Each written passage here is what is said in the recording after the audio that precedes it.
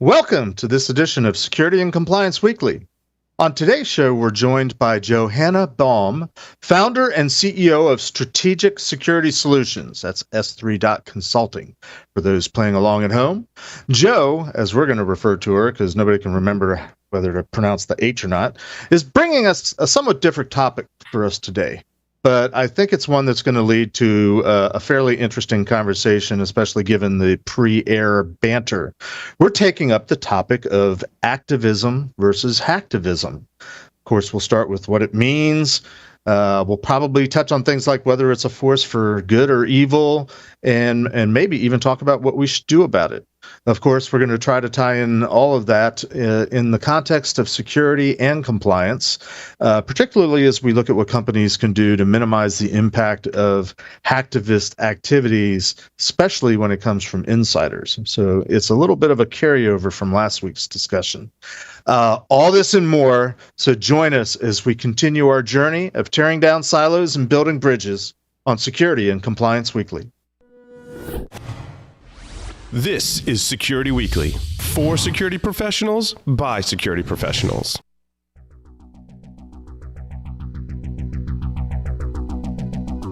And now, it's the show that bridges the requirements of regulations, compliance, and privacy with those of security. Your trusted source for complying with various mandates, building effective programs, and current compliance news. It's time for Security and Compliance Weekly. Some things are best kept secret. You wouldn't send your company's financial data through the mail on a postcard. Then why would you let your employees use insecure collaboration and file share tools to share sensitive business information? Introducing Crossclave, a file sharing and collaboration solution built secure from the ground up. Think Signal, only designed specifically for business and enterprise users. Crossclave uses blockchain technology and end-to-end encryption to deliver a true zero-trust system designed to protect you and your business's most valuable data. So if you need to share sensitive information, SpiderOak's Crossclave is your only choice. Go to securityweekly.com/SpiderOak and get a free account with 5 gigabytes of storage. Welcome to episode 87 of Security and Compliance Weekly, recorded on September 21st, 2021. This happens to be my eldest granddaughter's 13th birthday today, so now I am the proud grandparent of a teenager. I am, of course, Mr. Jeff Mann, and joining me today are my illustrious co-hosts, Mr. Scott Lyons, Mr. Josh Marpet, and Mr. Frederick, soon-to-be house-poor Flea Lee. Welcome, gentlemen, to the show. Thank you. Hey, if you want to stay in the loop on all things Security Weekly, go to securityweekly.com/subscribe, where you can subscribe on your favorite podcast catcher or sign up on our YouTube channel, our mailing list, join our Discord server, or follow us on our newest live streaming platform, Twitch. Also, Security Weekly Unlocked is going to be held in person, so far, this December 5th through 7th at the Hilton Lake Buena Vista. That's in Florida, near Disney World and all that fun stuff. We're excited to announce our speakers, who include Leslie Carhart, John Strand, Alyssa Miller, Dave Kennedy, O'Shea Bowens, Marina Chiavata, Patrick Coble, Chris Eng, Eric Escobar, Nick Leghorn, Michael Schlatt, Kevin Johnson, Justin Kohler, Jay Beal, Trenton Ivey, and Ryan Cobb. Does any of the hosts do that in one breath? I doubt it. Find out about securityweekly.com/unlocked. Go there to register and find out more about our all-star lineup of speakers. All righty, enough of the formalities.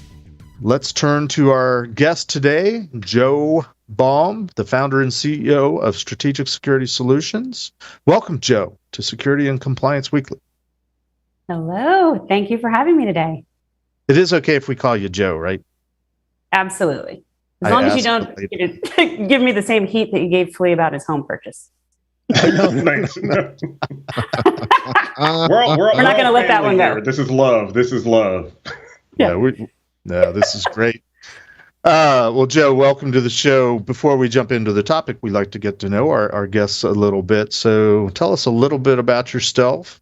I'm sorry, a little bit about yourself, how you got your start in cybersecurity, how you ended up, starting your own company. Some of us might find that very appealing, since I think all of us like to be our own boss at some point or the other. But please tell us a little bit about yourself. Sure. So I got my start, I think, really in tech when I was much younger. My father asked me to help him rebuild a computer. And having no idea what we were doing together, it was just so exciting. And looking at all the components and putting things together, it just really fascinated me. And going through middle school, we had the opportunity to either do like home ec typing or programming class. And I just figured I'd kind of start there. So that was the beginning of the rest of the journey. And I just kept wanting to solve more puzzles, break things, put them back together, build a better mousetrap. So, I went into accounting, which probably makes no sense from the IT piece, but come on, it makes sense. No, it doesn't.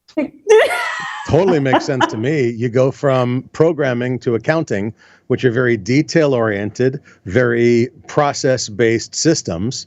And, especially if you think of accounting on the auditing side of accounting, the financial audit side of accounting. And then you came back to the true mothership of computers and technology, and you got into EGRC and that kind of thing, IT audit, with your S3 company, yes? Right. So this is where I got big love for you right now. Yes. See, it makes sense from finance. I studied accounting, got 2 degrees in accounting, but it's accounting information system. So I was always looking at, how are we going to break things? How do I push through financial statements?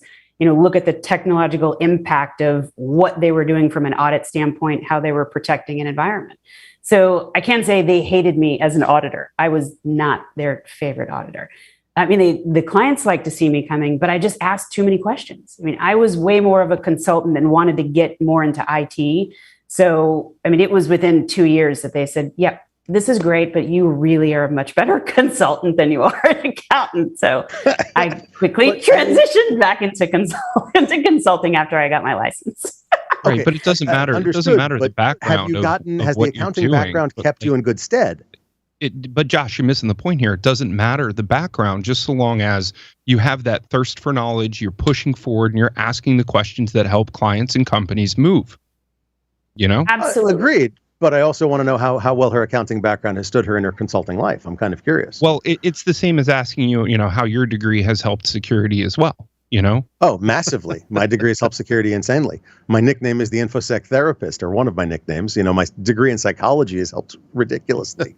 So I'm kind of curious what the accounting degree has done for her. Yes. And I actually say a lot of this with clients is therapy. There's a large therapeutic component that they just need to get it all out. So they love coming to us and doing that. Either it's tech therapy, process therapy. They just have to give that word vomit to somebody and have us fix it. But it absolutely helped. Understanding how a dollar flows through an organization and then putting tech on top of it. It gave me way more perspective on how to run a business, how a client is looking at it from their business objective. And again, what do they care about from a risk standpoint, from compliance, enablement of the business through technology? All of that played a part. So accounting absolutely was the foundation for me. And then the curiosity to try to use technology to figure out how to make that business move better, less risk, faster, enabling that. Those two coming together for me were the best combination of skills. Bravo. Thank you. Wow. So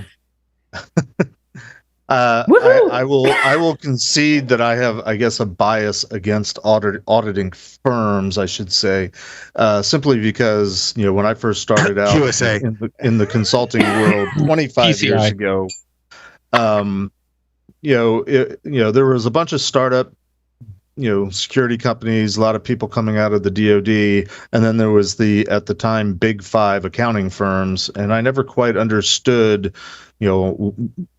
why it made sense to them to get involved in this. Although you've just presented a very reasonable explanation for why. So I feel like I need to go back and apologize to 25 years worth of auditors that I've been berating under my breath during assessments. Well, not all auditors are in that friendly fire. Sometimes you're taking heat when you shouldn't. But I will say, a lot of auditors start cutting their teeth in audit because they're trying to get a better understanding of the business. I think that's important. I think when they start there, that doesn't mean that that's the end of their career, but they are trying to get even footing and figure out how the business works. Hopefully they're using that curiosity and their powers for good and not evil. But, I can't speak for the whole audit community, but I would like to think that they're, again, cutting their teeth, getting more education, trying to get curious about how to help the business improve, not just the minimum mandate of compliance. I want to get to our subject, but I do have one more question about your background in terms of, you described how you grew up with a curiosity, especially for computers, but you ended up majoring in accounting. How much of that had to do with the fact that, and this may sound like I'm dating you, and I apologize if it does, but what was the availability of college, university programs in cybersecurity, information security, was the lack of part of the reason why you gravitated towards accounting? I'm just curious. Yeah, that would be a big donut. So the goose egg is there was no opportunity for that. I mean, I could go into computer science, which was specifically kind of an engineering degree, and in the College of Engineering, not even, over in the business school. So I knew I wanted more of a tech focus, and the only area for that was accounting information systems. And I did love numbers, so it was a good foundation and a great start for me. But yeah, I mean, women in tech, little to none. People that look like me, absolutely not. There was definitely nobody barking as loud as I was or as curious about different things. Accounting, absolutely not. But I just figured that was the best spot for me to at least get the entry point in. So yeah, I mean, you did date me a little bit, but I'm okay with it. I mean, it's my job now to provide more of those opportunities, and we'll talk about that in a minute. So you were in university 5 years ago. It's not like these programs have been around forever. So would you, one more Jeff question, predates and I all promise of to them, get off. I do, I went to a one-room schoolroom, but that's another story. For young people, especially, women, people that identify as women, a category of people that are often misrepresented, underrepresented in our field. Would you today, if you were giving advice to someone coming out of high school, still go through the accounting route, or take advantage of what programs are out there these days as a matter of trying to predict the future and get into the fun job of cyber? So, I mean, I talk about this a lot, and as an organization, we commit a lot of our time, effort, money to this because I think it's so important. So not only at the high school level, but going back to universities to help, mold college curriculum to more cyber adjusted degrees, looking at what, the students are coming out with. I mean, as an employer, what are we looking for, and trying to align our objectives with the market, with, what we're seeing, and really how to get more, not just women in STEM, but just people in jobs. I mean, I think Naomi talked about it too, 3.5 million worldwide. It's a lot of open seats, open positions. So how do we attract, how do we market, and how do we provide the breadth of different roles that there are in this, not just cyber, but overall security, infosec. There's so many different career paths in there. So absolutely. I mean, when I talk about it, and Flea's about to hit me in a second, but there's absolutely a difference between those strategic roles, those technical roles. There's space for so many different types of people in this industry. So when we talk about it to women especially, and to all types of underrepresented populations that are not in this community now, how do I get them in? It's by showing them the breadth of what they can do, the skills that they have, whether they want to go all in on the technical and they're in that computer science or that direct cybersecurity, or they want to understand more, the business realm, the strategy piece, look at business overall from where does the money flow, even in marketing. I mean, there's definitely any one of those career paths can have a great entry point into this type of career. So how do they get into that? And we give them either a cyber certificate, a cyber degree, a strategic certificate, something that, allows them a great starting point into those entry level positions. Gotcha. All right. One final preliminary question. This is what we call the hot seat question. We ask all of our guests, because we are a show that attempts to focus not only on security, but also on compliance and where the two meet in the middle. We simply like to ask our guests, where do you fall on what we like to call the security versus compliance continuum? Yeah, I mean, for me, this is such a weird consulting it depends answer. But I mean, I grew up in compliance. I mean, that's where I started, was understanding regulations and how to meet each of those regulations and the baseline of why compliance was important. And it is. But then I really matured when I started thinking about the security aspect of it and why there was such a higher level above just that minimum bare bones of compliance. So I think you have to have both. You have to understand where those regulations, where the compliance minimums are coming in and what you need to look forward to as those regulations advance. But then again, the speed of threats these days, the speed of the evolution of how that path is going is so much faster than legislation and compliance can move. You have to think more broadly and more quickly, rapidly, more innovative than the standard compliance levels are right now. So I definitely think you need a mix of both, but my brain is probably more thinking security with the compliance foundation underneath it. I hope that makes sense. No, fair enough. No, there are no right or wrong answers. It's, we're just trying to get a glimpse into how your mind works, especially given your accounting background. Oh, stop. Well, come on. So I wanted to step in and ask. Your background includes the thagomizer, and dodging dinosaurs on your way to your one-room schoolhouse. Okay, leave it alone. I do have an abacus back here if we need to pull that out.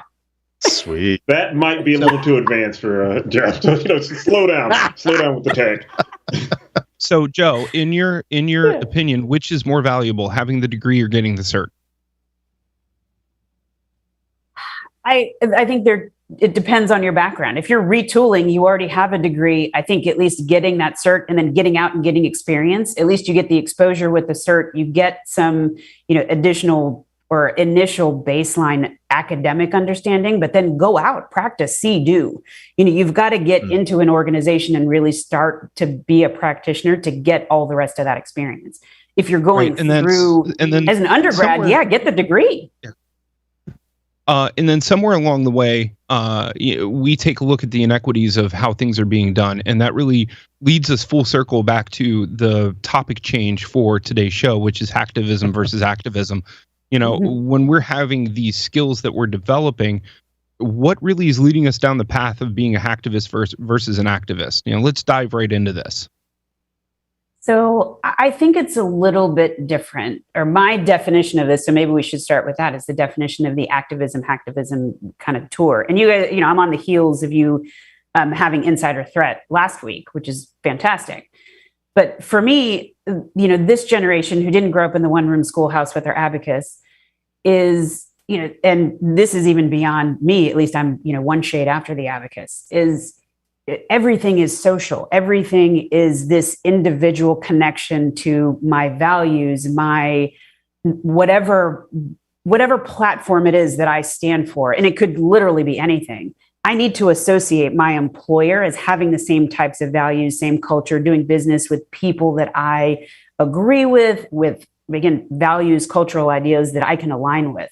When I'm at misalignment with that, when I don't believe in my organization, when I feel like that voice is starting to turn and it doesn't resonate with me, I have way too many platforms to go out and be vocal about that.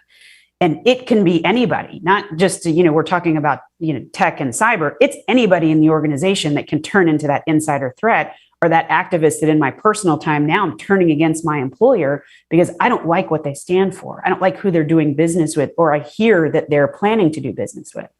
And we've seen way too many instances of that then impacting the organization and them having to figure out either how to put that horse back in the barn, manage employees, curb thousands of employees from action. I mean, you've got between Google, Amazon, Microsoft, their deals with the government have been, huge front page news with how many employees kind of struck back at their employer for saying they didn't want to be in the middle of a defense contract. And then the government coming back and saying, what, now you're not patriots? Is this, our major technical providers are now saying they don't want to support government efforts. So that to start, and you could pick any topic. It's so divisive right now that once that employee starts to become out of alignment with the organization, that hacktivism or insider threat really starts to take off, or the risk for it starts to take off.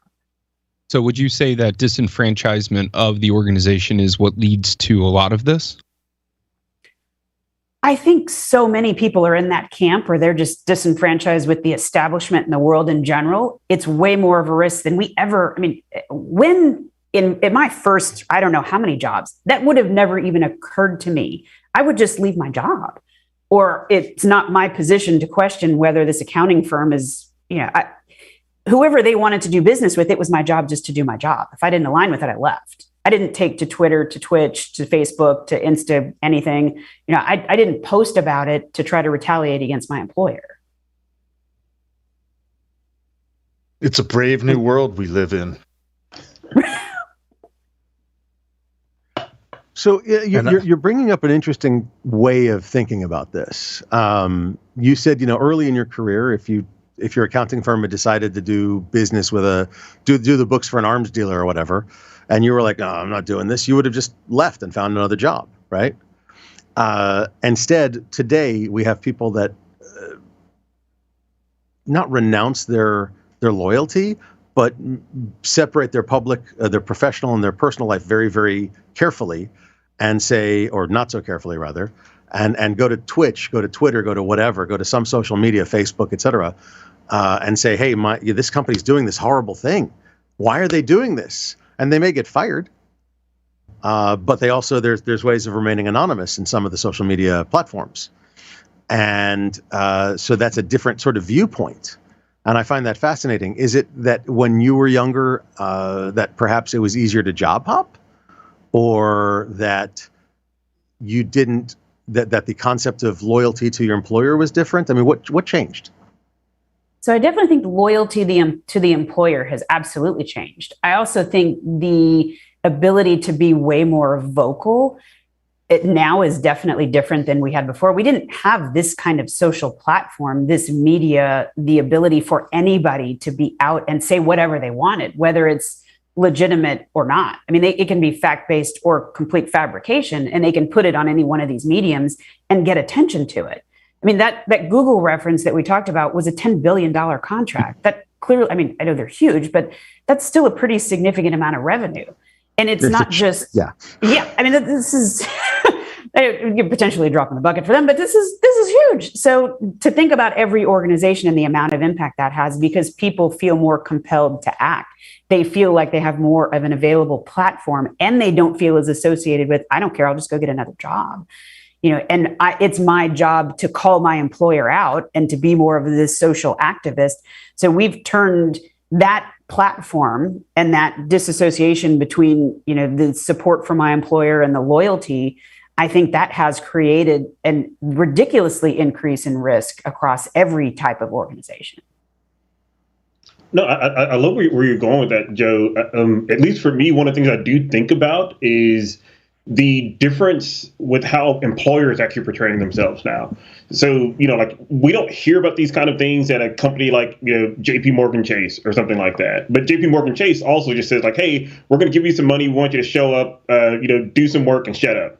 Google, on the other hand, markets itself as this company. It's like, hey, don't do evil. We're a great, happy, shiny family, etc. So I'm wondering, like, how much of that is being driven kind of like by that disconnect between what the company espouses as their values and then how they actually act, and the people that are attracted to kind of like one of these values and mission-based companies versus somebody who might just be working on a pipeline or working at a bank or, working at an architectural firm, which really doesn't have any kind of outward social mission that they're espousing. No, that's definitely true. I think we can look at the amount of risk, based on the industry and type of company, but take a healthcare company, who's doing a lot for the community, but then they start offering, I'm really treading lightly with this topic, but now they've got an abortion clinic. How divisive is that topic? So anybody that works at the hospital is maybe not only in Texas. Yeah, that all of a sudden polarizes, and I can take a much less I guess controversial example. Valid, but, really, Joe, it's valid. Keep going, please. Yeah, okay. So I'm like, I don't know how far out the limb I can get, but that automatically triggers so many responses on either side of the spectrum that they could immediately act. And how would they? Well, you could pick it, but they can also start exfiltrating data. So what type of person am I looking at to try to retaliate against the hospital? They can take an entire hospital system down that affects every patient in that hospital, not just the abortion clinic, but everything in that hospital. Somebody getting dialysis now can't get meds there or anywhere else because there's no tracking to their chart. They don't know what type of medical risk that is. And that's all because they were not in alignment with what the hospital was doing. So, I mean, do you remember the... I'm sorry. Hold on a minute, Jeff. Yeah, this is a good time. We have a bunch of our listeners on a Discord server, and somebody, Commander Single, asked a question that sort of fits in here. That's why I wanted to insert it here, Josh. You were just talking about sort of, depending on what the motivation is, they might do different things rather than just, publicly berate on social media. They might do data exfiltration. So the question is simply, are you aware of any studies, or is there any data that sort of quantifies? Gosh, I'm using terms that might be wrong because you're an accountant. Quantifies the most common types of damage, or the techniques, or the things that are done by insiders, especially ones that are, hacktivistically motivated. Sure, that was a very nice play on words there. The hacktivistically motivated, but yeah, I mean, it's it really is. Yes. So I would say, for starters, you've got just the social media platform. So that typically is more revenue. So, they're out saying something, and whether it's true, false, regardless, the company has to make a decision. Am I going to back out of this contract or not? Typically they will, because the movement is going to start to gain more traction, more, again, social impact, reputational damage. They're going to have to, remove themselves from that. So that's a revenue hit. Have I seen numbers? I mean, we just talked about 10 billion. There's several other companies we can start to name. I mean, every one of them between, Amazon, Microsoft, Google, they all had impact with that, governmental transaction. So now they use over 350 subcontractors to try to make those accounts or those contracts still occur, but with people in the middle, so they're more difficult to follow the money, really. So then you've got the exfiltration of data. Yes, that absolutely occurs. I think it's probably more that second tier, but that's the individual actor. The other is trying to create the movement and get the company to not do business with certain players. The second one with data, I think it absolutely has still the reputational damage, huge data damage, because it'll be somebody who's savvy, and they're taking the most risk, money, monetary, wherever they can associate that high value information asset. I want to get that high valuation or that high value asset because it's the most damage to the organization. So I know I'm going to get fired. I'm going to grab what I can and get out. I can sell it. I can just say that I took it. So there's clearly damage there. I think the other I don't agree with my employer, and I'm just going to outright steal everything on my way out the door, right? Yeah, I'm going to steal it. I'm going to sell it. I mean, them taking that and you not knowing what they're doing with it, that's absolutely. I mean, and that's going to be an impact. Now we get into identity land. Yeah, I want that guy turned off. If I start to see that as a threat, I need to make sure that whatever access he has, and I'm continuing to assess what the temperature is for all of those employees, so that I can try to remediate, his access to people, his access to information. I've got to remediate that very quickly. But the damage piece, what about the sleeper who's quietly posting on social media you're not paying attention to, and is continuing to siphon data off? He's continuing to find other people that he's collaborating with. There's way more of a financial impact to that guy, because he's acting over the long term. He's talking quietly in a gathering of rebellion. Yeah. So let's actually define some terms here for a second. This is interesting. So an activist is someone who, and we're talking about insiders, let's be clear, on all of these definitions. But an activist is someone who's merely making noise, who's discussing, who's upset, who is talking, but not performing any insidious, malicious activities dangerous to the company's bottom line. Maybe to their reputation or their brand, if it's determined that they are actually working at that company, but not to their bottom line. But a hacktivist is somebody who is doing something that can be dangerous to their bottom line, as well as their brand, their reputation, things like that. Is that a valid set of definitions for everybody? I would agree with that, yes. Okay, so then you've got several different, there's still a spectrum there, though. If we want to talk about activist and hacktivist, what about someone who's like, I hate what my company is doing because the company is doing pretty scummy things, and the company is treating people wrong. I mean, that comes down to societal norms and how people view things, and whether or not that person is a repeat offender and can't get with the program of every company that they've been with. You know, this is not a one and done thing. This is an accumulated over time way of people working. It just people are crazy. I'm talking. Can we go back to Snowden? The company is breaking the law. Oh no, we can totally. Whoa! Somebody, Joe just went to Snowden. Here we go. Go ahead, Joe. Oh God. Come on, Joe. Let's have it. I think when you talk about Snowden, we have to have the conversation about whether or not hacktivism is good or bad. Like, is it inherently bad? Is it inherently good? Is there some spectrum there? So please, let's go, Joe. Right. Go in on Snowden. I love it. Yeah, no, and this is why I said we're going to get feisty because, now are we operating for the good of humanity, for the good of society? Where do we draw that line? Where is this person, again, are we using our powers for good and not evil? So in the long run, clearly, I think we would all say, look, that individually, we can all respect some of what happened. As an organization, though, at the time, clearly that was a huge explosion. And for him to do what he did, I mean, I don't know if we don't have enough time. Do we have like a 2-hour show?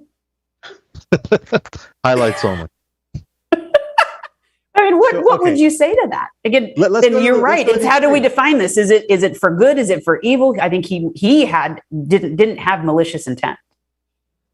Let's go to the extreme. You find out that you're working for a private company and they're going to detonate the equivalent of a nuke for no good national security reason because they're doing something incredibly. I mean, we're talking about Dr. Evil style, evil lair here, but okay, whatever. Wait, hold on, Josh. Hold on. Time out. Are you no. I'm finishing the question. No, hold on. Are you referencing? No, excuse me. I'm talking. If you're detonating, if you're working for a company, Scott, I'm talking. Please excuse me. If you're working for a company and they're going to detonate a nuclear device for no good national security reason, is it hacktivism to actually expose them to either the government or the public? And I would think that everybody would say, no, that's just being a good citizen, right? Joe, I mean, what do you think about that? Yes, I would say that ridiculous end of the spectrum. Yes, I would say that is being a good citizen. Okay, now the other end of the spectrum. Go ahead, Jeff. I'm sorry. Well, I was going to say it started to sound like. I think it was after World War II, when they were prosecuting, Nazis and the whole thing about, whether a soldier is just following orders or at what point are they, morally responsible to disobey the orders. We don't certainly need to go that far, but please, Joe, keep going. Oh, I don't think that was to me. I think he was still, that will take us way sideways. So keep going with your, your other example. So we went from, detonating a nuke to being a good citizen and stopping, a nuclear arms war to. So walk us down to where it's not right. Where in that spectrum is it, oh no, that's a hacktivist. That's not a good citizen. Well, I think that's where the issue lies, is how are we assessing risk and whose responsibility is it to police that? I mean, you've got the United Nations that put together, their Geneva Convention for cyber norms. How many criminals are going to follow any type of regulations? I appreciate that this is put together, and I think it's great that we've attempted to establish this, this set of norms for the internet. But who is to judge where that line is? And when you cross it, I think we all know when we're way on the other side, that we've clearly gone out of bounds. This is absolutely not, individual's responsibility. They've gone into hacktivism territory. But I think the line is blurred, which is why it's such an issue and why there's so much risk associated with it. There's such little understanding for how to protect against it. And as an organization, are you operating to protect? Again, if you're out there saying about how good you are to the community, but then really behind the scenes you're not, I think your employees are calling you out for good reason. But the employer certainly wouldn't feel that way, but they're being disingenuous to society. So there's such a blurred line in the middle there. But I think knowledge about that as an employer, as an employee, thinking about where that line is drawn. And if you are working there, you should be committing to the values of the organization. If it's illegal, I don't think we have a question. It's illegal. We shouldn't be doing that. But there's such a gray area in there. So I love that it's a gray area, mostly because at least to me, when I think about hacktivists, it's one of the few kind of like threat actors that we traditionally think of. It's like, normally think about script kiddies, nation states, organized crime. Hacktivists are so interesting because, at least internally, I don't know if we can ever actually say that they are malicious in the ways we actually think of some other people. Like organized crime, solidly just malicious, like with our common definition. But it seems like there's like this fine line between a hacktivist that's effectively like a whistleblower. Like, so for example, and literally like, on the DHS, or actually rather on the health government's website, there's a way for you to actually report HIPAA violations, for example. And that's actually something we as a society believe is good. And maybe I'm going to be the one apologist here for hacktivists, because I think it's actually a really broad spectrum. And I don't know if it's fair to paint everybody in that hacktivist category with that same kind of like malicious intent. There definitely are some people who are like, hey, this is good for society, this is good for the world. There are also just other people that are like, hey, I'm upset at my company, et cetera. So I'm actually kind of curious about how do we paint that picture of this threat actor, of a hacktivist, and kind of include all of those various different motivations. Yeah, I mean, this is why this is such an interesting topic. But I want to go back to Snowden, because I don't think you guys gave it. I don't think anybody said anything besides me. I mean, I'm interested in the feedback on where would you say that he is on that spectrum? Well, that's a fair point, Joe, and we will take that up. I need to please for a minute and pause and take a break. When we come back, we will pick up the discussion with Snowden and whether he was bad or good. And I think it's in the eye of the beholder, but let's hold that thought. We'll be right back.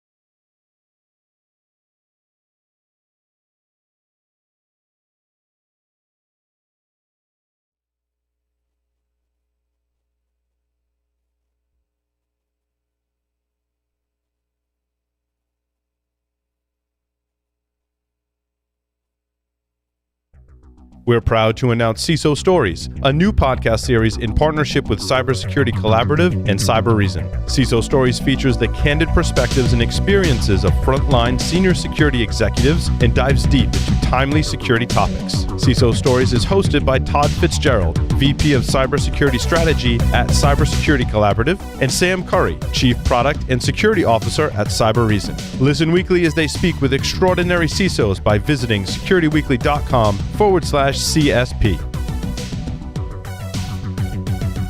Hey, welcome back to Security and Compliance Weekly. Hey, in case you haven't heard, InfoSec World 2021 has, I think this is official, tell me in my ear, it's switched to a virtual event. They are proud to announce their keynote lineup, though, and it's going to be topped off by, let's see if I can get it right this time, Robert Herjavec, plus heads of security at the NFL, TikTok, U.S. Department of Homeland Security. Someday we'll say the names of all these people, Stanford University, and more. And if you want to take advantage of it, Security Weekly listeners can save 20% off the World Pass and main conference registration. How do you get this? You go to securityweekly.com/ISW 2021 and register now. And of course, while you're on our website, if you want to catch up on any of our previously recorded webcasts or technical trainings, you can find them at securityweekly.com/on-demand. All right, let's get back into this discussion where we were at the end of the first part, trying to figure out whether hacktivism, whether we mean this is a good thing or a bad thing, and we were trying to discuss it based in the context of Edward Snowden. So I think to frame this, or at least my view on it is, I think whether you view what someone's activities are that involve some sort of hacking or doing something with the technology, whether we consider it hacktivism or not is one issue, and whether we consider it to be good or bad is another issue. But I think that depends on your perspective. I will throw this out there. Joe, who is wearing the notorious RBG shirt, so we probably have a clue where you're coming from. I'm a former DoD employee that worked as a civilian employee for a certain three-letter agency that may or may not be a key part of the whole Snowden thing. I can speak for many of my colleagues whom I still associate with, and myself, frankly, that have a fairly low opinion on what Snowden did. I can speak for myself because of knowing how much time and money and resources go into cultivating resources in that business, which he sort of gave over. The fact that he compromised secrets like that cost a lot to, aren't easy to replace, resources, and ultimately probably got some people killed. So there was a cost in terms of human life to what he did, regardless of what his motivations were. I believe in what he was motivated to try to bring light to whistleblow on. I just think he went about, there was other ways he could have raised the issue without doing what he did. So I would fall into the category of saying that what he did was bad. I'll drop it there, and I don't hold anybody against anybody's opinion against anybody for whatever that is. So please, let's discuss. Yeah, so if that's to me, I mean, I would absolutely say when you get into loss of life, a threat to you're laughing, a threat to national security. I mean, it's not just, okay, we spent a significant amount of money developing this technology that's now moved out into the public realm. All right, that's one thing, and I'll put that in a box, and maybe we can open it later.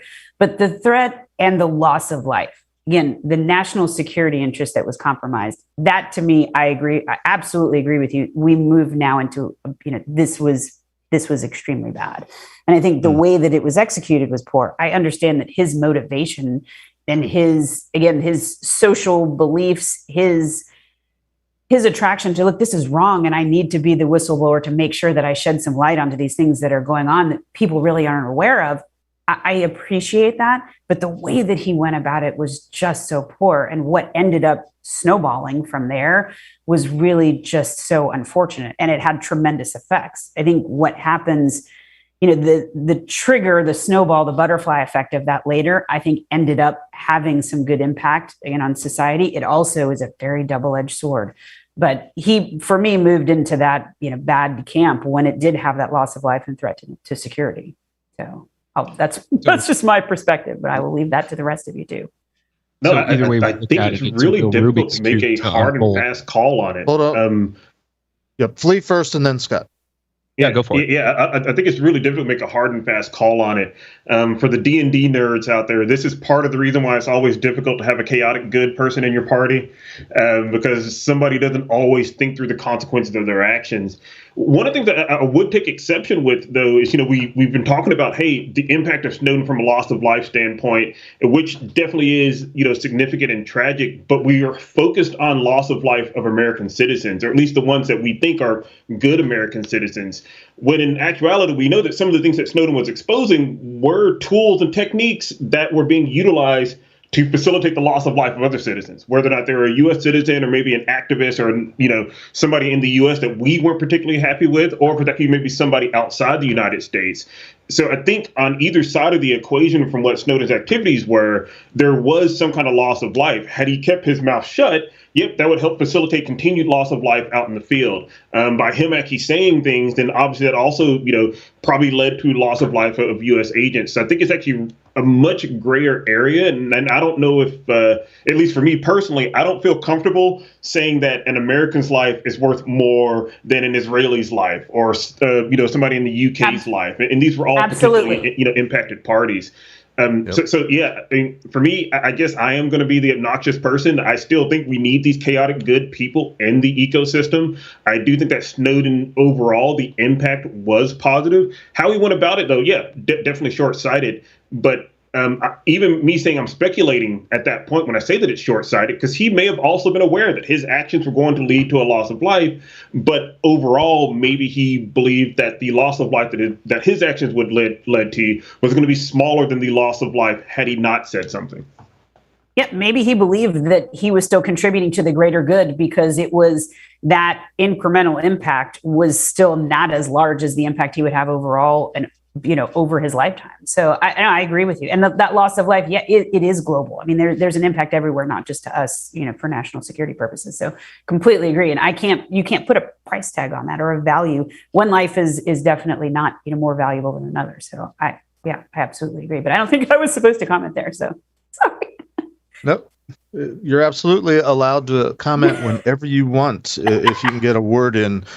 Scott, you were next. No, I was simply saying that, trying to take a look at all of this is sort of like flipping the Rubik's Cube a couple dozen times and seeing what you get, and then flipping it again and seeing what you get. There really is no one set answer on how to deal with something like this. Was the U.S. government in the right? Don't know. Was Snowden in the right? Don't know. He believed he was in the right, and that's where a lot of the judgment has been placed. I mean, correct me if I'm wrong here, guys.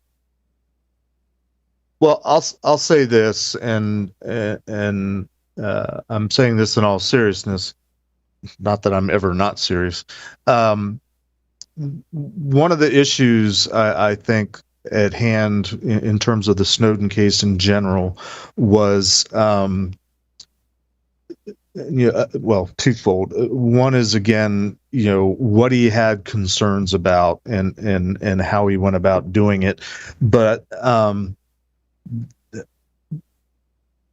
what came out of it shortly after it happened, and what I was hearing in our little echo chamber of the hacker security community, was a lot of things being said about how NSA, I said the three letters, NSA was being blatantly doing things illegal, had run amok, was flagrantly violating the law, moral, ethical, legal, and all that kind of stuff. And my take on all that was like, I've actually worked there. I've actually gotten in trouble for doing things similar but different to what Snowden was pointing out. And it was one of the reasons why I gave a talk several years ago about my personal experience getting in trouble at NSA, but trying to make the point, look, if you're going to object to what Snowden is objecting to, that's one thing. If you're going to accuse an agency of doing flagrantly illegal things, let me just give you some more insight. Let me give you another side of the story, not to change your mind, but just to give you some more insight. In my experience working for that particular agency, I found it to be, and I believe it continues to be, a very conservative, bureaucratic, politically oriented or type of organization where they're not very quickly going to do things that are on the edge or might be borderline over the edge. They historically have tried to stay very much within the lines, and they're There are lines that are drawn for them. What was it questioned, though, which I think is legitimate, that Snowden pointed out, was are the lines that have been redrawn, largely because of 9/11 and the Patriot Act and all its various permutations, are the lines that have been redrawn for this intelligence agency and others in the right place, or has we as a country sort of overstepped our bounds, and that's being demonstrably seen by these particular agencies doing what they're doing. That's a very fancy, convoluted way of saying should the government be wiretapping and eavesdropping on U.S. citizens because of the threat of terrorism and possible loss of life, which is really what it boils down to.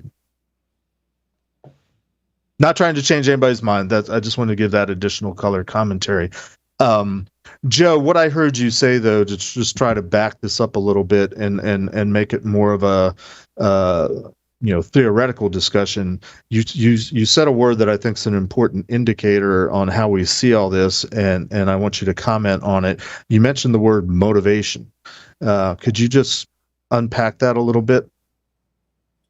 Sure. I mean, I think it really depends on the motivation of the actor. I mean, I think Flea was just talking about that chaos for good, or that actor that is the disruptor, but really it is for good and is the agent of change that causes.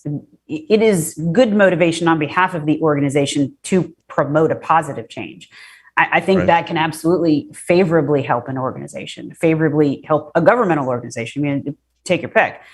But I think when that motivation starts to turn, and this is the example that you gave before. I mean, when we really get sideways and go to all right, well, I'm financially motivated, I'm angry, I'm disgruntled, I'm disenfranchised, I'm disenchanted. I'm in misalignment with my personal values to the company's values.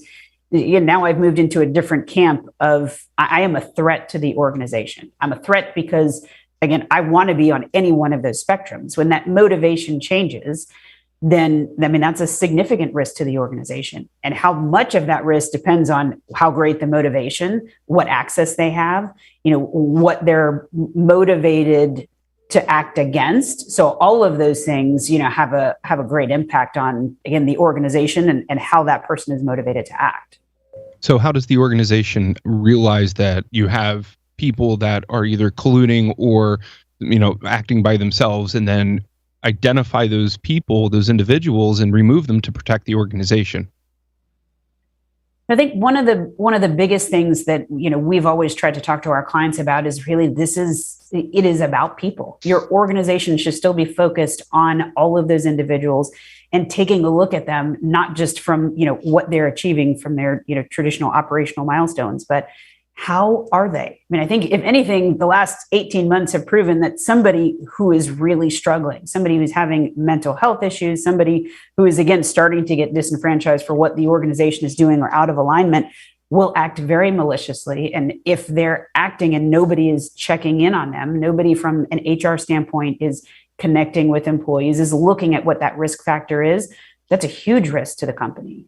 So, I mean, building that in on the front end with hiring, making sure your employees know, your potential candidates know, this is what we stand for, this is what we do, we value our people, we're going to continue to check in. I mean, at least on the outset, you try to weed out people that don't have those aligned values. When you get down to it and they're in the organization, you've got to continue to check on the pulse and the culture of the company. I mean, and the bigger the organization, the harder that is. But they should be paying attention to those people. How are they acting? Are they seeing trends? And we could go into data analytics and predictive analytics to try to see how they're acting when it comes way down to a tech standpoint, which they should be doing too. But how are the people in your organization? How are they acting? How are they responding? What are they doing? What do they have access to again? So when you start to think about that and tie it together, it's your responsibility as an employer to pay attention to those signs and to be proactive about it, not wait for the incident to occur. What I'm hearing you say, Joe, is there isn't just another security product to go out there and drop in and that'll take care of all this. So I can speak for most of our community and say I'm at a loss at what to do. Because you really like to just drop the product in? Well, yes, there are quite a few organizations out there that that think that the solution is simply buy yet another Blinky box, and then everything is hunky dory from a security and compliance perspective. Yeah, and we hear that a lot. Hey, I bought this shiny fun thing. It's supposed to fix this thing, and we'll typically say, yeah, that thing is fun and shiny. It actually doesn't do any of the things that you thought that it did or that you bought it for. We can put it in for these functions, but now can we solve this other problem? So yeah, I mean. Right. We can buy some fun, shiny stuff, but it still goes down to, have you configured the stuff that you already have? If you really need something, yeah, we'll put it in, but do you have the policies, the procedures, the internal controls, the right, organizational framework and culture to make sure that you're paying attention to those signs? You can look at them with analytics all day, but you still have to have the front end to make sure that we're getting the threats out before they start to pop up on a radar in a SOC.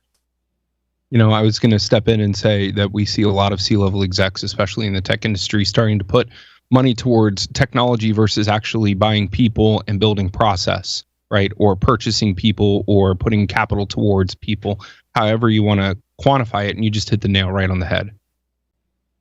Yeah, I mean, it is one that we caution them on routinely. I get it. We can buy some more stuff.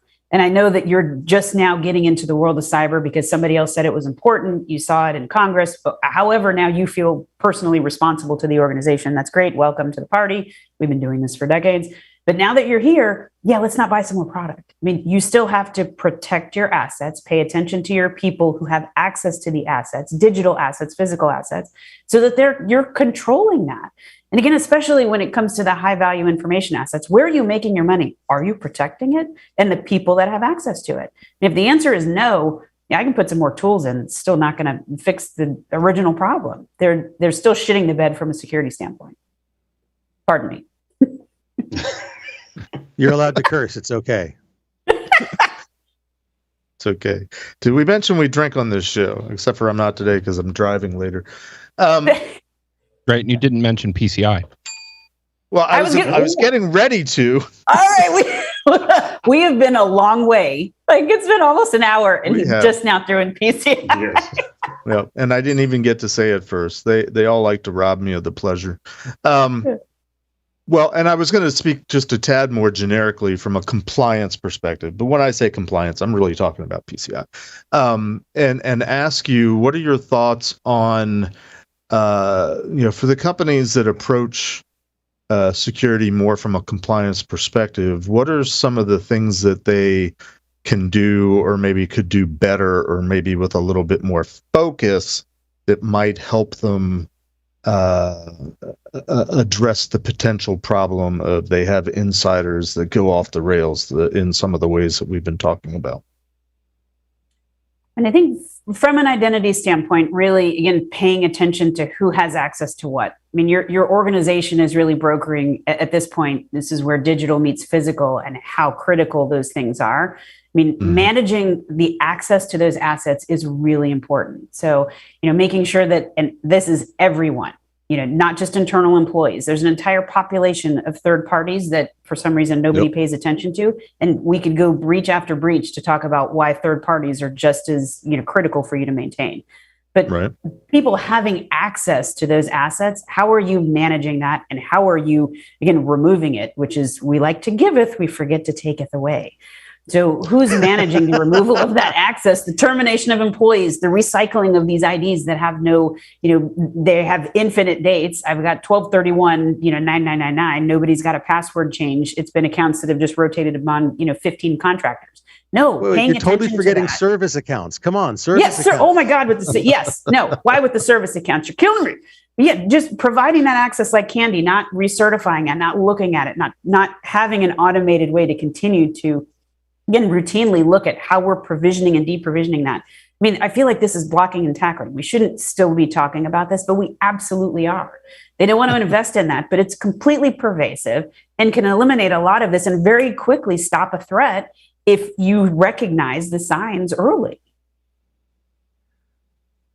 I agree, by the way. And everything you described are PCI requirements if you would just simply apply them and think of them in that manner. Go ahead. I'm sorry, Josh. Go ahead. Well, no, I mean, it's an interesting point you raise about the, you've brought this back to identity and access management. and how we make it easy for activists, well, really hacktivists, because activists are just out there talking. That's fine. Honestly, I mean, in a sense, it's free speech, and I'm a big proponent of free speech. But if you're talking about the ability of people to perform hacktivism, and you've brought this back to identity and access management, and it's fascinating that, yeah, we suck at this. It's really tough. We really suck. Like on a company to company, it doesn't matter if you're small, medium, or large. We globally kind of suck at this, which is ridiculous. And so, I mean, in your access management is only one big piece of the picture, and it all goes towards the basics of information security, right? Or worse, it's one little piece, and we still don't get it right. Yep. It's. I think it's a big piece. I think, like Joe, like you said, it's blocking and tackling. These are table stakes. These are the fundamentals. You know, use whatever phrase floats your boat. But you know, it really is. If you don't do this, you're really not doing compliance and security well. Sorry, try again. Yeah, and you would be, well, you guys won't be, but most people would be shocked at how many conversations we enter into, either a boardroom or C-levels or senior management, you name it, where that is a shock. That no, you're not even meeting the minimum table stakes. You're really not. No, totally get that. And I mean, I know people are like, well, what is the table stakes? And I go, well, are you doing change management, config management, you know, asset management, identity management? Are you doing those things? And they're like, I think so. Like, if no, we bought a tool for the thing, and you know, our cousin put it in, and it was supposed to be working, but I don't. Was there more than that? We've got a whole room full of boxes with blinky lights. It's really pretty. It's like but that actually relates into cyber insurance a lot. You know, we've seen it where it's $1 million policy for, do you own a firewall? Not is it plugged in? Is it configured? Are you pulling logs? Just, do you own a firewall? You know, it could be on the shelf. So it's not that uncommon. I literally had a conversation this morning with somebody on a different Discord where they were like, yeah, my company's WordPress got hacked. And it's like, okay, what are you doing about it? He's like, well, I don't know what to do. I'm a sysadmin. I'm like, okay, you need to bring a professional consulting company in to help you fix this. Or, you know, if it's your company, like they need to. Cis white male, a cis admin? Oh, here we go. Now we need to put on the waders because it's getting thick. Oh my God. All right, wait. I want to go back to insurance for 2 seconds. I got to go back to insurance. Why? Why? Oh, God.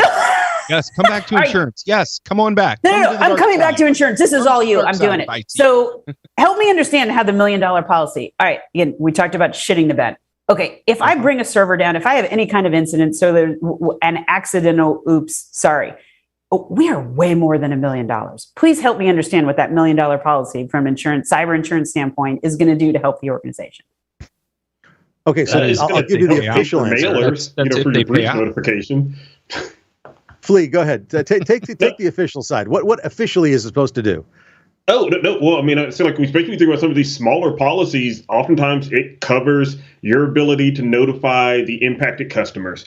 So like, oh, now you have $1 million. Okay, you can do a bunch of mailings that go out to everybody whose data was breached. You can follow up. You can pay for some basic logistics. But all of you are right. It's like, yeah, these smaller policies especially don't really actually do much. It's not going to help you actually recover and repair. It might help you with some really, really basic breach notification, and occasionally maybe it won't even help you with that most times. I can illustrate it best what cyber insurance is like. I'm going to go against you, Flea, and say no, because cyber insurance carriers take the stand of, we are not getting you new technology. We're not making you more secure. We are only bringing you back to where you were prior to the breach or prior to the hacktivist. You're absolutely right. You know, and you're right. I'm sorry, but I'm sorry. Hold on. If the policy is like large enough, right? If you're covered for enough, but like I said, like $1 million doesn't go very far at all. But let's go back. Okay, wait. You got to keep going. Go, Joe. Go, Joe. Go, Joe. No, I was going to say, you got to keep going, because so what if I haven't patched in a couple of years? Oops. So I haven't been maintaining my infrastructure. I just negated the policy in the first place. And you've been lying. It is interesting. Some of the various providers are getting a lot more diligent. And they do deeper dives into what your infrastructure looks like, what your processes are. They actually have people like you and I on their staff that go through, look through the policies, and it looks and feels like you're actually going through an audit. But not all providers are the same. And some of the underwriters are exactly right. It's like, oh, hey, you bought a firewall, you put it on the shelf, that's good enough for them. Well, there's some of the others, problem. though, are taken a little bit more seriously. Yeah, there's an even bigger problem going on here. And recently, the White House tried to have meetings with cyber insurance companies to say, you need to be driving compliance. So the bigger problem here is now we're going to have, like, if this goes through, we're going to have cyber insurance companies dictating how security is done. Is that something as a industry that we actually want to happen? Or can we take the proactive approach and get out? And I would say no. But are they doing that because they think insurance is going to move faster than regulatory? Which I completely agree with you. We see this happening, but it's because they think they'll move faster. Let me ask a question. Mr. Jeff, do you believe that PCI is a good idea? Yes, it's a good idea. PCI doesn't solve all the problems, unfortunately. No, it doesn't. You know, however, it is an area in which an external company is dictating what security you have in your company. Same idea. Yes and no. No, it's not. But that's a different discussion. It's a totally gotten us sideways. I'm sorry. It's a framework. But so I want to bring it back to Joe and shift gears a little bit and ask this question, because I mean we're going off on a million tangents, which is fun. But I wanted to ask you if you see any correlation between organizations, companies, clients, if you will, that are miserably failing at what we consider the basics and miserably failing in other areas of propriety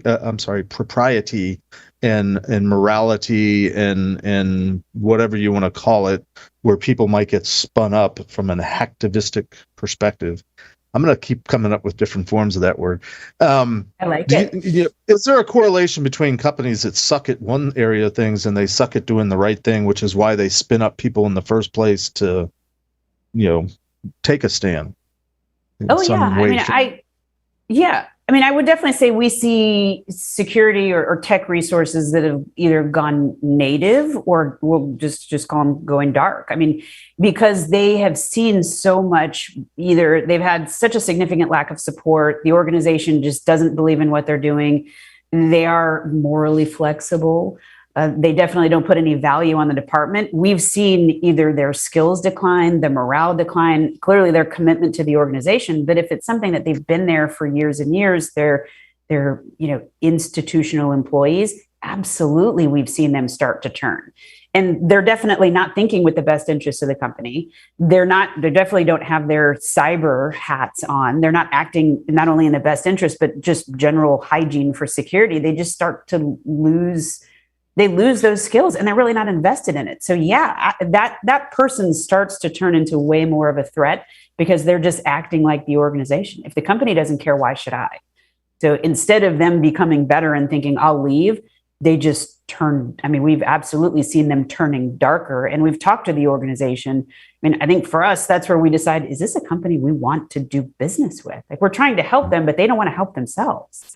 So maybe this is something we need to stop engaging in. I mean, we've absolutely seen that. So what I hear you saying is, if you want to prevent your company becoming victim of some hacktivist activity by an employee, you need to be PCI compliant. 100%. You got to bring it back to PCI. I don't, but I do. Well, how long is it going to take cyber insurance companies to start carrying cyber insurance for hacktivism or activism against a business? That is a really good question. I mean, I think the fact that even we as practitioners on any end of the security spectrum have to debate about, well, who is the hacktivist, who is really, just an agent for change. I mean, where does that fault or where does that line lie? I don't know how many actuaries it's going to take from an insurance standpoint to come up with exactly what specific statistical anomaly it is to all of a sudden bring that into an insurance claim. So I don't know. It is a really good conversation. I might regret saying this, but put your accounting hat on for a minute. I mean, the bottom line to all this is that it's a financial thing, and the companies are doing or not doing because of at least the perception of it. It costs more, it saves them money.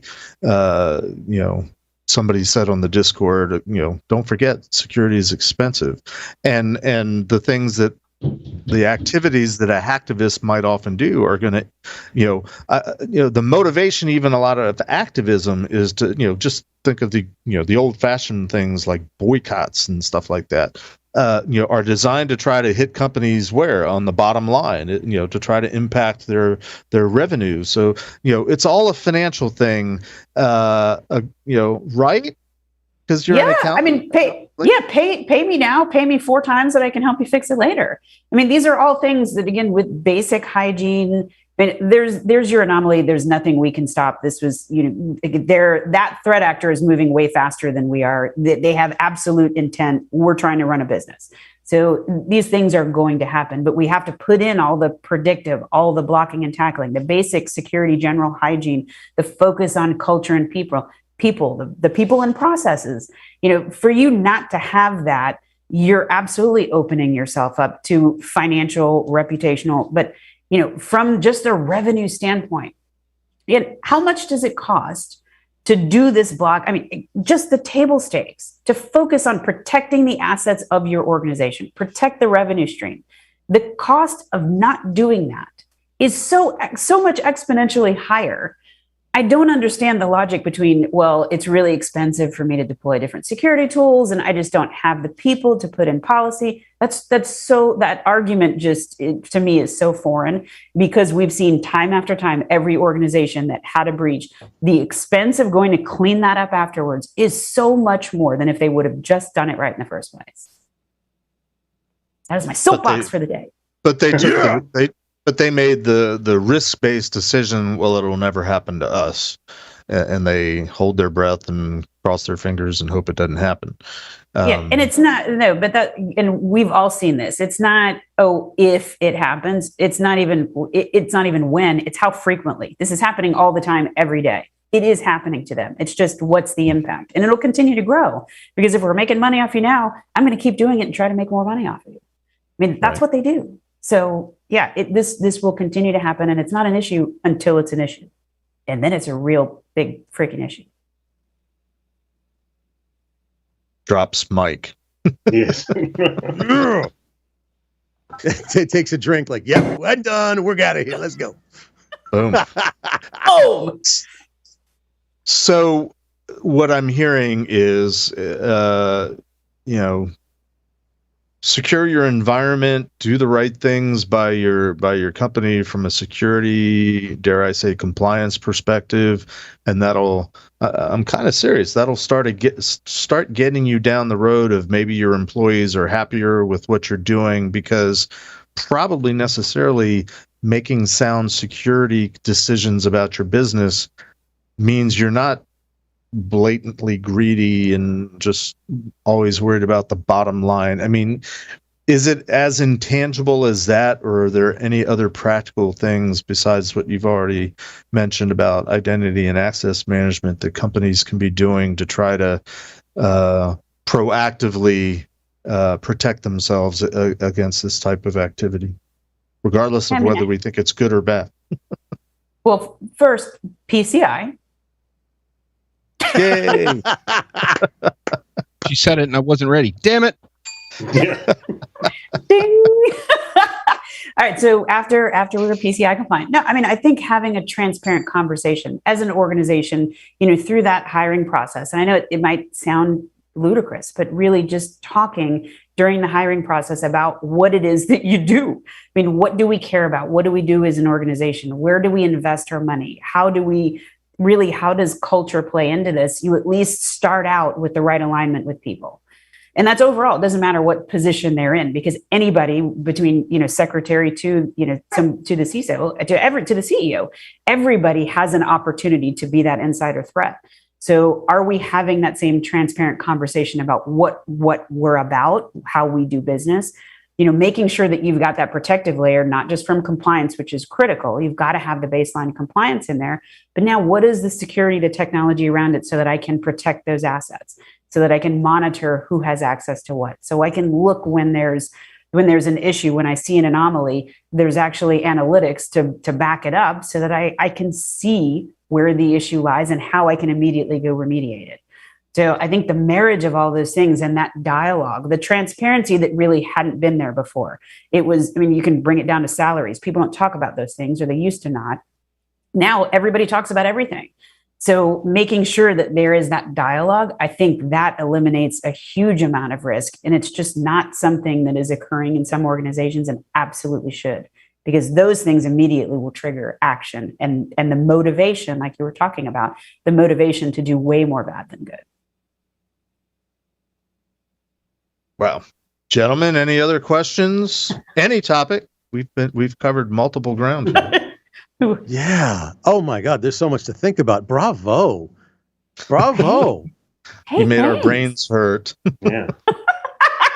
Yeah, I Well, was about that's to his say, job. we just want to take it out from here and not go any deeper into anything else, because this has been a great show. We could Yeah, do that. We could Can we have bring her Joe say, back? we can certainly bring her back, and she can say PCI anytime. It's okay. I would love to come back, drop a mic, and say PCI all day long. Yeah. I was waiting for that. And then I can wear my Star Wars shirt next time. By the way, people Yeah. on Discord You have owe been us loving that. the things behind you, the things on your bookcase. They are awesome. And we actually transcribed them on Discord, just to be clear. Yes. Which is Thank you. funny My- because I did the same thing on the prep call. I'm like, oh, that's really cool. Your slogans on the back. Well, well, there's Joe, one that you can't see. This ain't my first rodeo, because I do love a good PCI conversation. So that's one behind me that you can't see somewhere. Nice. Thank well, you, Joe, guys. any final thoughts for us? Any final encouragements? I'll let you have the last word. No, Sort it has been a pleasure. So many different topics. So I just love the conversation. I'm happy and honored to be here with you guys, and we got to do it again. More to cover. Sounds good. Yeah, as is usually the case, we only scratch the surface, and it's almost like we need to have Joe back for like a greatest hits. She can comment on the topics we've had over the last 6 months, because I think she has an opinion on just about everything. It's helpful and takes us even deeper. So thank you, Joe, for joining us today. Very much appreciate it, and appreciate the conversation that you brought forth here. It's going to wrap us this week. Tune in next week. Give you a little bit of a teaser. Next week, we're talking to Casey Ellis, the founder, chairman, and CTO of a little company called Bug Crowd. We're probably going to talk PCI again, but it's going to be in the context of not only bug bounties, but penetration testing, my other favorite topic. So be sure to join us. Don't miss it. And until then, stay secure, stay compliant, keep your employees happy, and encourage your bosses to spend money in the right way. We're out.